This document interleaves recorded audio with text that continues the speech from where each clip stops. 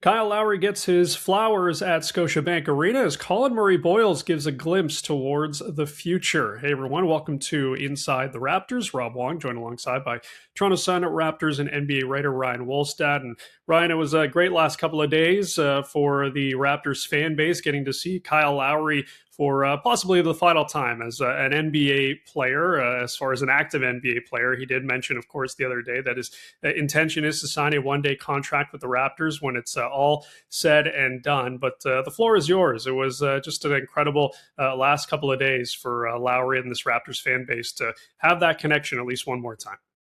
Yeah, it's great. I mean, if anyone deserves it, it's him. You can argue about the Vince Carter thing and whatever, but we know for a fact that his jersey is going to go up there into the rafters, deservedly so. He's considered the GOAT Raptor, greatest Raptor of all time, for a reason. I mean, the We the North era, with all due respect to DeMar DeRozan, who's going to be retired that jersey one day as well, and he's going to be in the Hall of Fame as well.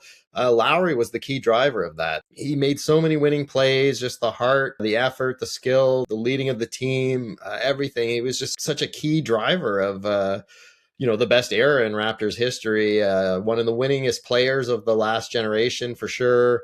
He's just hanging around in his 20th season, but for moments like this, he's helping the Sixers teammates, but he gets to, bask in sort of the praise of the fans. And the game before he talked, he knew he probably wasn't getting into that one. He just talked about his legacy here and everything. And that was really cool. And then, Nick Nurse always has a flair for the moment. He knows what he's doing. And he joked about how, the fans maybe thought he wasn't going to do it because he waited till the final 2 minutes, but he got him in there and just really deserved ovation and love from the crowd, because Toronto loves players like that. They love the grinders, the guys that play heart and soul, that get the absolute max of their abilities. And Lowry just happened to be a guy that was also amazingly skilled as well. And those kind of guys, like in hockey, maybe a Doug Gilmour is probably the best comparison. They just don't come around very often. And so it was really great to see, because as I said, he really Yeah, deserved it's it. pretty remarkable considering where things started with him and the Raptors coming over in that trade with the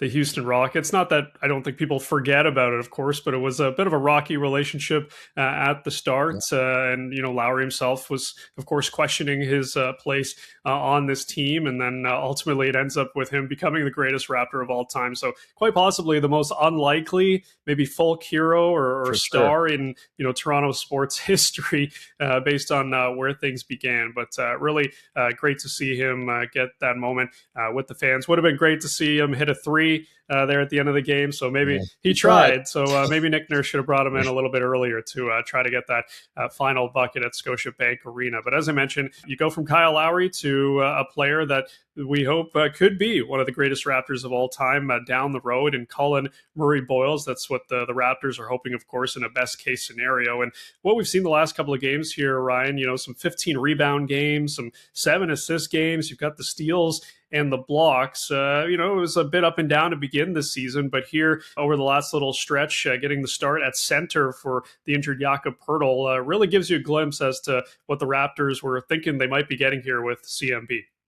Yeah, and you have to applaud them for the pick, because it's not every day that a rookie comes in and just looks like he belongs defensively. I mean, offensively, sure, you see it sometimes, but defensively, like he doesn't look like a boy playing against men. Like, he's a man.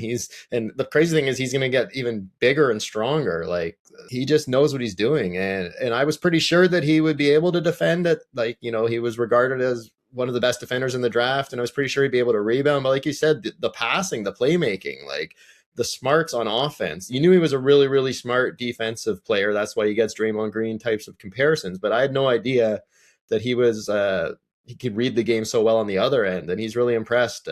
Even his shooting has been way better than it was in college. So I think they really got a gem. This is an amazing rookie class.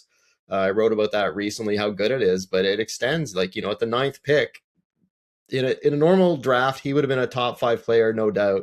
In a stack draft, he goes 9, and I think they really made the right call. They passed on some maybe more spectacular offensive talents there, like Derek Queen, but I think this is a guy. It's funny, we talked about Lowry at the top and all the winning plays he made and how he drove winning. Some guys are marvelously skilled, but you don't really get anywhere with them. And I'm not sure Queen, maybe that could be the case, or maybe you can win with him, but I know for a fact that Murray-Boyles is a guy that is going to drive winning. He's a guy like Scotty Barnes that helps you win games, because he just does everything. And I think I had some concerns about how he would fit with Barnes, because I think they're probably naturally both power forwards, but they're both versatile enough that you can play them in anywhere in the front court, it seems, and they can defend any small forwards, power forwards, centers. It doesn't really matter. So yeah, I think they got a gem in Collin Murray-Boyles, and it'll be interesting if Jakob Perl ever gets fully healthy, how they kind of make that all work, because Sandro Mamukelashvili has been really good as well. So all of a sudden they're looking pretty nice up front if they can get everyone healthy. Yeah, good problems to have right now for the Raptors. We'll see how things shake out over the next little bit. As always, leave your thoughts in the comment section below. For Ryan Wolstat, I'm Rob Wong. Thanks for watching, and we'll talk to you on the next one.